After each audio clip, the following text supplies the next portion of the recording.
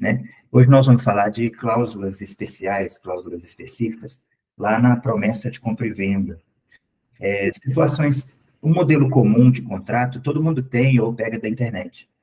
Mas nesse modelo comum, normalmente não tem cláusulas que vão tratar de situações atípicas.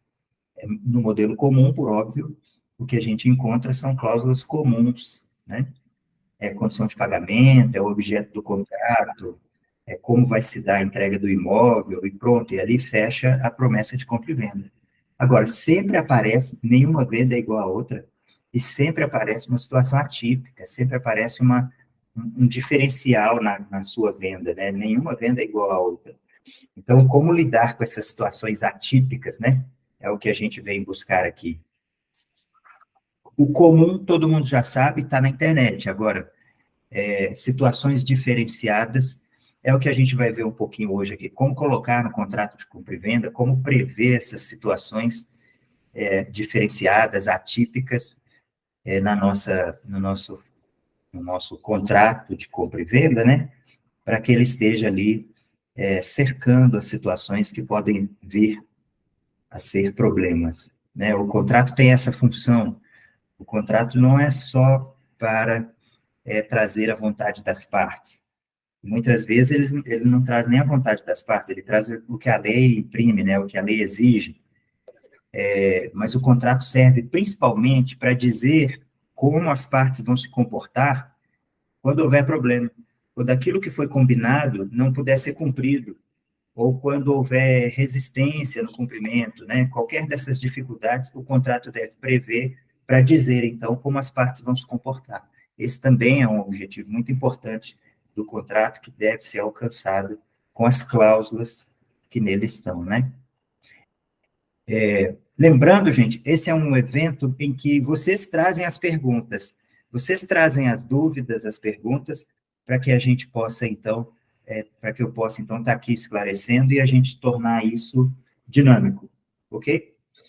Mas, enquanto não aparecem aqui as perguntas,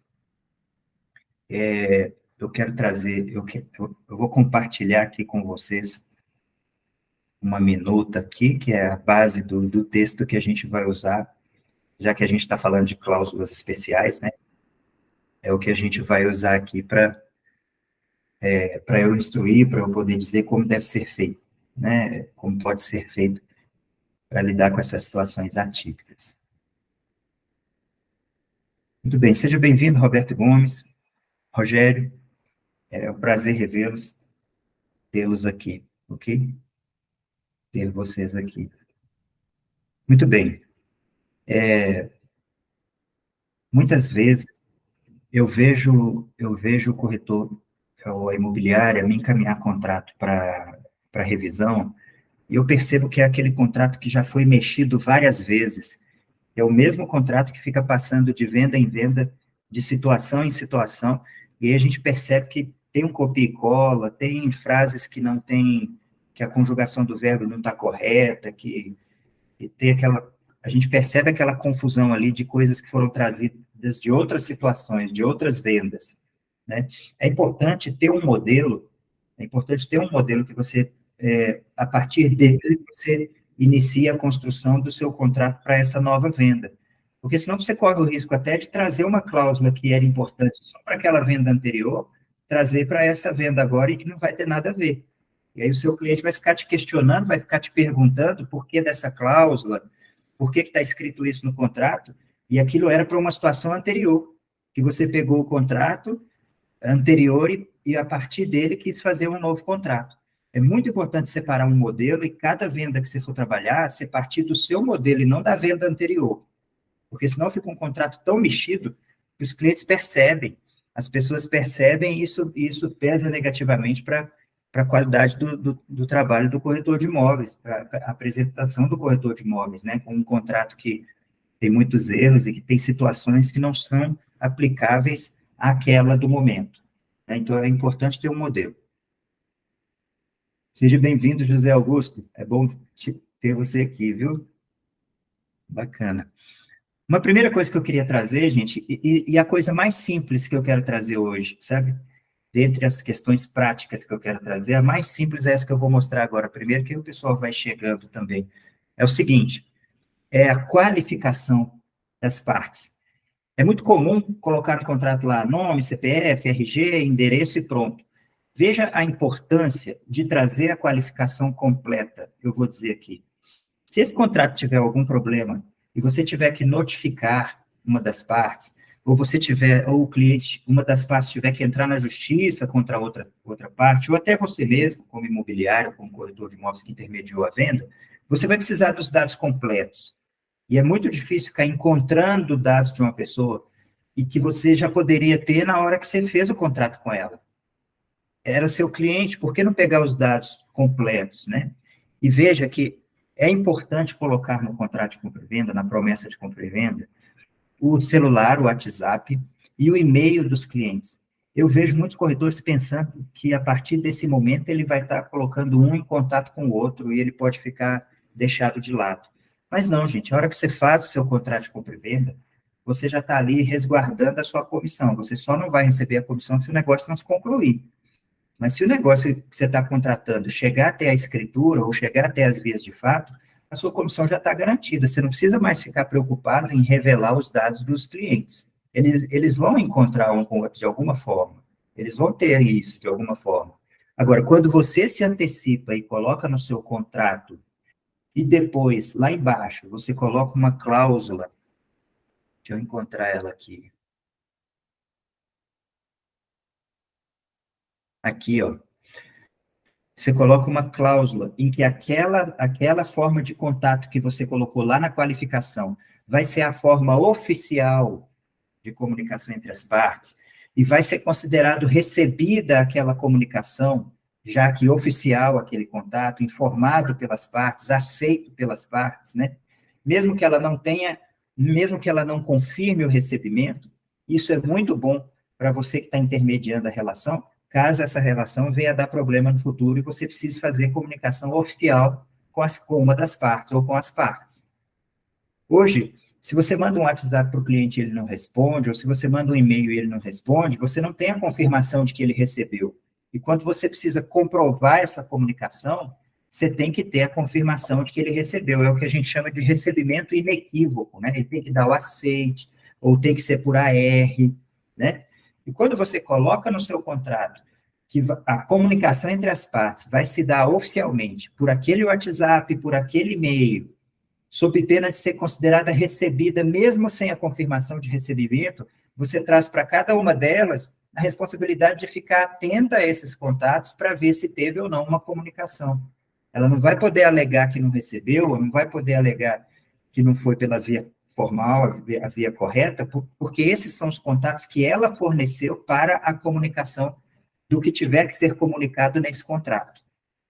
Então, vamos a um exemplo prático. Chega lá na hora de fazer a escritura, já está agendado no cartório, está tudo pronto, e aí você comunica comprador e vendedor. Ó, gente, podem vir para a escritura, está agendado no contrato amanhã, às 10 horas da manhã. E uma das partes não comparece. A partir daí, você tem que notificá-la a comparecer na escritura. Como é que você vai notificar se você não tiver o endereço completo, os dados completos? E mesmo que você tenha o endereço, e se ela estiver viajando? A carta não vai chegar para ela, o AR não vai chegar para ela. Ela está viajando. E aí a sua comunicação vai funcionar para efeito das penalidades que tem no contrato, das obrigações que tem no contrato, se você tiver estabelecido no seu contrato, na qualificação, as formas de contato oficial, aceito pelas partes, e tiver colocado essa cláusula aqui, dizendo que qualquer comunicação oficial vai se dar por essas vias, sob pena de ser considerada recebida, mesmo sem a confirmação de recebimento. Aí não importa se ele está viajando, se ele está em qualquer lugar do mundo, ele tem que receber lá um WhatsApp e um e-mail, porque basta ele entrar nessas redes, nessas formas, para que ele seja comunicado. Ok? Então, esse é um primeiro ponto que eu quero trazer aqui, de cláusulas especiais na compra e venda, para que a gente possa ir fazendo com que o contrato cumpra o objetivo principal dele, que é também cercar as possibilidades de problema, né, as hipóteses de problema, facilitar a vida do corretor intermediador dessa compra e venda, né, colocando ali cláusulas que vão nortear para as partes essas situações. Alguma pergunta para eu responder, gente? Lembrando que esse evento a gente faz uma vez por mês, a gente traz um tema do mercado imobiliário para ser pautado aqui, para que vocês, imobiliários, corretores de imóveis, tragam suas dúvidas para que a gente responda questões práticas, né? Eu não quero vir aqui para trazer teoria, eu quero trazer soluções para questões práticas, questões que estão acontecendo no dia a dia da imobiliária, no dia a dia da atividade do corretor de imóveis. Bom dia, doutor. Bom dia. Tem uma pergunta aqui do Marcos. O que deve constar na qualificação dos clientes, comprador e vendedor? Foi essa a resposta que eu dei agora, né? E aí eu reforço. Além dos dados completos, né, inclusive CPF principalmente, o endereço com CEP, o celular e o WhatsApp e o e-mail para estabelecer as comunicações oficiais. Já me diga mais uma pergunta do meu apoio aí, da minha produção, alguma pergunta que tenha chegado lá no Instagram ou aqui no Meet. Então, tem mais uma pergunta aqui. Desculpa. Como informar no contrato a existência de ônus e garantias? Acho que é gravames, né? Que é ônus e gravames, né? É o seguinte, quando o corretor de imóveis elabora uma minuta de compra e venda, uma promessa de compra e venda, então ele tem que se ater a uma das responsabilidades dele, que é informar as partes espontaneamente dos riscos do negócio. Então ele já tem que ter checado as certidões, a situação do imóvel, para identificar ali algum risco e poder informar as partes, poder informar ao comprador, principalmente, mas também ao vendedor, que muitas vezes não sabe que aquilo é um risco na venda dele. Aquilo é um risco para ele ou para o comprador, né? Tem muita gente que pensa assim, não, eu estou com as contas todas em dias, mas de repente, para compra e venda, não importa só estar adimplente. Importa, por exemplo, ter a matrícula do imóvel atualizada em relação ao estado civil, porque senão você não vai conseguir registrar a escritura sem antes fazer essa atualização. Então, quando a gente checa as certidões, não é só checando situações de adimplência. A gente analisa a matrícula, checa as certidões para identificar possíveis riscos, e aí porque é papel do corretor informar sobre esses riscos. O corretor não precisa trazer detalhes jurídicos sobre um processo contra o vendedor, não precisa trazer detalhe jurídico sobre uma penhora que esteja na matrícula do imóvel, mas ele precisa informar da existência desse processo ou da existência dessa penhora. Isso ele precisa. Isso é papel dele, realmente. Então, depois de checar toda a documentação, se for encontrado algum ônus ou algum gravame, então é aqui, ó, na hora que a gente diz, ó, o promitente vendedor declara ser possuidor, aqui no 1.2, ó, promitente vendedor declara ser possuidor de todos os direitos, vantagens e obrigações que recaem sobre o imóvel, né? E dele não constar nenhum ônus, se não constar, ou se constar, deixe claro quais são. Não constar nenhum ônus, com exceção do, né, e aí constar, ou então constar como ônus, ou constar como gravame, o R5 da matrícula, que diz respeito a uma penhora, ou então o processo número tal, que tramita no TJDFT, o corretor deve trazer essa informação. Quais são as implicações disso? Ó, na compra e venda, o que a gente chama de contrato, na verdade é um pré-contrato. É como se fosse uma proposta melhor elaborada. Ainda não é o contrato. Na compra e venda de imóvel, o contrato é a escritura, ok? Parece confuso, mas é isso. Juridicamente dizendo, na compra e venda de imóveis, o contrato é um pré-contrato, é uma combinação para como as partes vão se comportar, até lavrar a escritura, que é o contrato principal. Então, o que acontece juridicamente quando uma pessoa faz uma proposta ou faz um pré-contrato, ou seja, ela decidiu pela compra, sem ter todas as informações que auxiliariam na decisão pela compra? Ela pode desistir no meio do caminho. Então, se eu faço um contrato, uma promessa de compra e venda, em que o vendedor ou o seu mandatário, o intermediador, né? Não me mostra todos os dados, todas as informações dessa compra e venda, inclusive riscos, eu posso desistir simplesmente porque eu não fui informado dessa condição. A gente pode até pensar num plano paralelo, numa situação tal, em que é responsabilidade do comprador checar a situação do imóvel e dos vendedores. Sim, isso é uma prevenção que ele deve fazer para se resguardar. Mas toda intermediação que tem, toda compra e venda que tem intermediação de um corretor de imóveis, através ou não de uma imobiliária, compete ao corretor de imóveis trazer às partes a informação dos riscos do negócio. Está lá no 723 ou 725, se eu não me engano, do Código Civil. Então, a gente tem que ter esse cuidado de trazer logo no contrato a informação de que existe uma penhora lá na matrícula, no registro número tal. Existe um processo judicial. E se essas coisas não impactarem na venda, ele pode até dizer, contudo, essas situações não impedem a venda, ou ele pode ter a consultoria de um advogado, ou o cliente pode, a partir dessa informação, buscar a consultoria de um advogado, ou buscar entender melhor do assunto, porque sabendo do risco, ele precisa, então, decidir se ele vai querer assumir mesmo ou não esse risco. Ou ele vai entender que não há risco, apesar de haver um processo, apesar de haver uma situação na matrícula, não há risco, né? Você imagina, por exemplo, um processo para cobrar R$100 numa venda de um imóvel de mais de 2 milhões.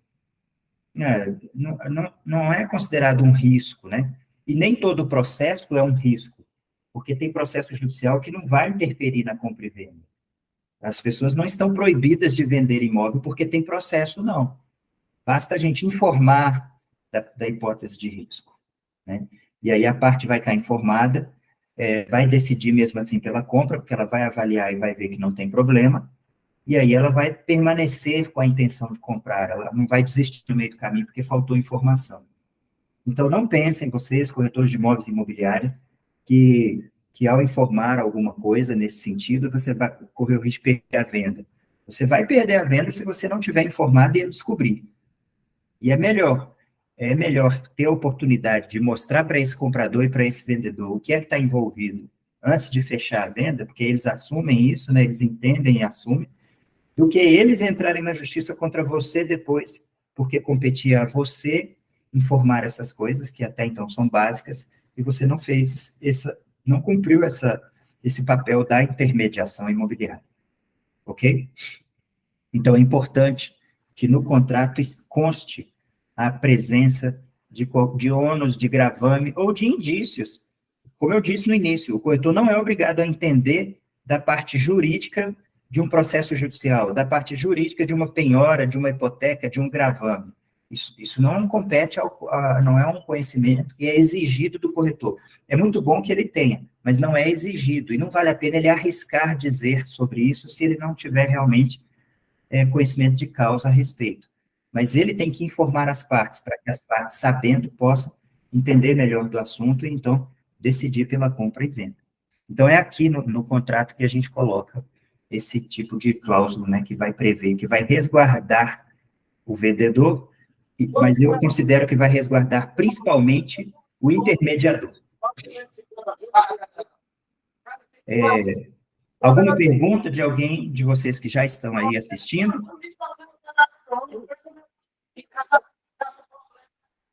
Júlio. Então, diga. É Rogério, da Acontece Imobiliária, tudo bom? Eu tenho seria uma pergunta, mas ao mesmo tempo um reforço de tudo que você bem colocou aí. Eu tive uma situação recente, vamos dizer, foi duas no mês passado e uma nesse mês, que vai exatamente de encontro com o que você está falando. Vamos lá. Um cliente tinha um determinado terreno e fez um acordo com a construtora para vender esse terreno. E tinha uma penhora, um valor de R$7.000, e ele não observou. A penhora estava misturada lá no meio das averbações e registros. Ele não observou, ela estava com data de 2002. E quando confrontado, ele imaginou, não, isso aí deve ser alguma coisa à toa que eu consigo baixar. E não buscou uma assessoria do advogado adequadamente, né? Como você está colocando. E quando resolveu investigar o que seria isso, o processo que gerou essa penhora no terreno, ele estava extinto desde 2015. O processo estava extinto e incinerado, né? Não existia mais nada, não existia não existia fisicamente, existiam poucas peças no digital. Isso aí gerou algumas diligências ao tribunal, conversas com o diretor de secretaria, com o assistente juiz, o que fazer, enfim, resumo. Quando entrou um advogado na jogada, ele teve que fazer um levantamento junto ao autor do processo original e entrar com uma ação que você deve conhecer, que é uma ação de restituição de processo, restabelecimento, alguma coisa nesse sentido. Então, teve que reiniciar o processo apenas para dizer que ele estava encerrado e que não tinha sido emitida essa baixa da penhora. Então, resumindo o caso, isso levou mais ou menos uns 2 meses e deve ter custado em torno de uns R$10.000 para o cliente, para poder baixar uma penhora de uma coisa que deixou de existir e que ele não acompanhou, que na época ele não teve essa atenção. Então, isso aí acho que vem reforçar o que você colocou. Para aborrecê-los mais um pouquinho com outro caso, que aconteceu também semana retrasada com a gente, a pessoa foi vender um imóvel e ela tinha uma ação em nome dela no TJ, e esse imóvel que ela estava vendendo ia ser financiado. O banco pediu uma certidão de inteiro teor, né, do processo.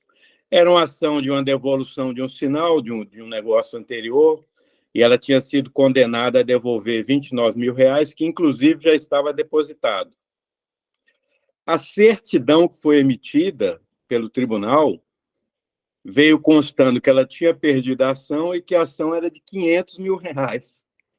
Eu acho que eles trocaram o valor da dívida, que era de 29, pelo valor do imóvel que tinha sido vendido.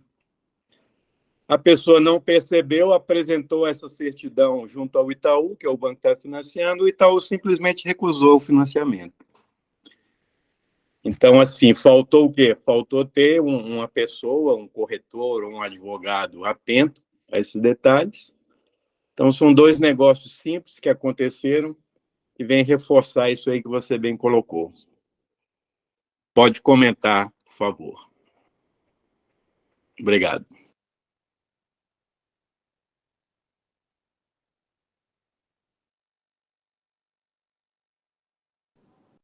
Está sem som, Júlio.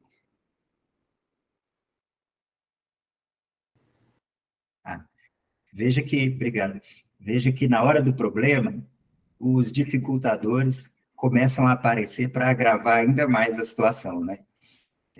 Você se deparou com a penhora de 2002, né? Que foi um processo que foi extinto em 2015, e ainda se pensaria assim, vamos lá no processo e vamos peticionar para o juiz para cancelar a penhora, né? E pronto. E aí o processo já tinha sido incinerado, né? Já não existia mais, e aí gera esse complicador que você conseguiu resolver até em pouco tempo, considerando 2 meses, né? Porque dependendo da situação, pode demorar ainda mais. E aí gera tanta incerteza no comprador, que aí é a hora que ele fala, não, eu vou desistir desse negócio, esse trem vai demorar demais, ou eu não sabia disso, ou vocês não me informaram disso, e aí você não pode exigir uma aplicação de arras, por exemplo, ou, numa hipótese ainda pior que a gente vai falar hoje ainda, o intermediador acabou colocando o vendedor numa situação de arras, porque não foi preventivo a esse ponto. Nos dois casos que você trouxe, Rogério, gente, nos dois casos que o Rogério narrou aqui, a análise prévia das certidões dos vendedores e do imóvel já iria ajudar a instruir e pensar, não, então tem que resolver isso aqui antes, né? E aí você resolve antes de encontrar o comprador, ou vai resolvendo, porque quando o comprador chegar, você já tem domínio da situação e já tem a solução nas mãos, ou já resolveu, né? É difícil pegar uma certidão de ônus, veja que o detalhe que o Rogério trouxe, lá no meio da certidão de ônus, e era de 2002, então tudo que aconteceu com esse imóvel depois veio gerando registro e averbação, e isso faz com que passe despercebido, com que a gente olhe, vai olhar ali os últimos registros, para ver quem é o proprietário, para ver se tem alguma hipoteca, alguma coisa, ou vai olhar ali naquele carimbo do cartório, né, para ver se tem algum ônus ou não, e passa despercebido. Então, tem que estar muito atento a isso para preventivamente informar, né, ao cliente, e informar assim, dessa forma, no contrato. Depois da venda feita, há um ânimo, normalmente, há um ânimo das duas partes, comprador e vendedor, para resolver os problemas, porque um quer vender e o outro quer comprar isso, e essa expectativa já foi gerada quando eles fecharam o contrato e pagou, recebeu um sinal de negócio, né? Então, eles se esforçam, mas, ao mesmo tempo, a gente não pode correr o risco de perder uma venda, porque faltou esse detalhe da informação ao cliente do que pode estar acontecendo ali, né, de algum potencial risco. Muito bem colocado esses exemplos, Rogério. São situações do nosso dia a dia, né? Acontece, eu lido aqui com várias imobiliárias e eu digo, acontece em várias imobiliárias e depois a gente lida com a solução, como o Rogério resolveu lá na imobiliária dele. Essas duas questões, as imobiliárias lidam com a solução, os clientes se esforçam para resolver, na maioria das vezes acaba tudo bem, mas é um susto, um imprevisto, uma situação de ansiedade, principalmente para comprador e vendedor, que a gente pode tentar evitar, cercando isso, né, aí, fazendo constar, identificando e fazendo constar no contrato qualquer indício, qualquer evidência de ônus ou gravame que possa afetar aí. Vou trazer uma observação aqui à parte, a partir do comentário do Rogério. Eu trabalhei na imobiliária Acontece durante alguns anos, e lá a gente instituiu o departamento comercial. E, às vezes, eu e o Rogério íamos tomar café ali perto da imobiliária, eu me lembro de uma vez que eu comentei com ele assim, mas, Rogério, quase que para cada 10 vendas, 8 dá algum tipo de problema que a gente tem que intervir resolvendo. E isso atrapalha a gente a buscar mais negócios, a captar mais negócios, porque o departamento fica muito envolvido com a solução de problemas de vendas que a gente já fez. O Rogério, muito sabiamente, comentou assim, na minha lembrança agora, que bom que esses problemas aparecem, porque mostram duas coisas. Mostram que a gente está se capacitando a cada dia mais, porque se esses problemas não aparecessem, a gente não saberia resolvê-los, né, vivenciar essa situação. Da próxima vez que acontecer, a gente já sabe. E outro lado bom é que a gente está conseguindo resolver bem, então mostra que a gente também está tendo capacidade de resolver os problemas que estão aparecendo. Isso ficou na minha memória para todas as outras imobiliárias, empresas por onde eu passei, e hoje eu trago comigo aqui também na solução que eu ofereço, nas soluções que eu ofereço para as imobiliárias que eu assessoro, né?